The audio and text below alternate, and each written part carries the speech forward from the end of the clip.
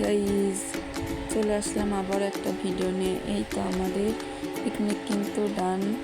এই তো সব রেসিপি কিন্তু রান্না করব এখন আমরা সবাই মিলে।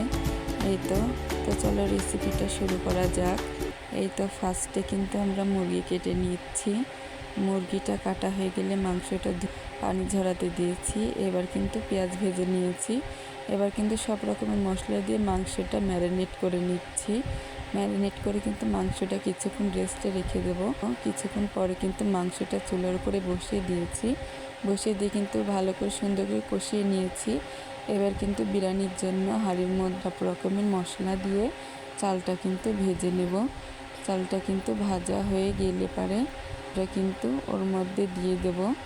দিয়ে কিন্তু ভালো করে নেড়ে নিব। এই তো গিয়েছে। এবার কিন্তু আমাদের বিরিয়ানিটা রান্না কিন্তু কমপ্লিট। লাস্টে কিন্তু একটু ঘি দিয়ে নেড়ে বিরিয়ানিটা কিন্তু দমে রেখে দেব। এটা মশলা দিয়ে ঢাকনাটা ঢেকে দিব, তাহলে বিরিয়ানির ফ্লেভারটি কিন্তু অনেক সুন্দর আসে। এক চুলাতে পায়েস বসিয়ে দিয়েছি।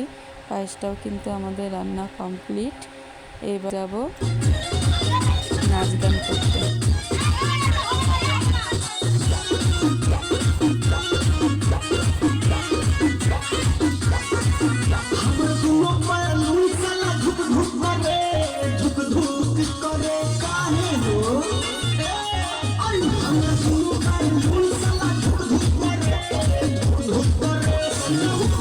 नीचे हाले पीछे पीछे खावा हाला करी मुंह हाथ छुप छुप करे हमर गुनो पाया धूम साला धूप धूप करे धूप धूप करे हमर गुनो पाया ऊपर वाला धूप धूप करे।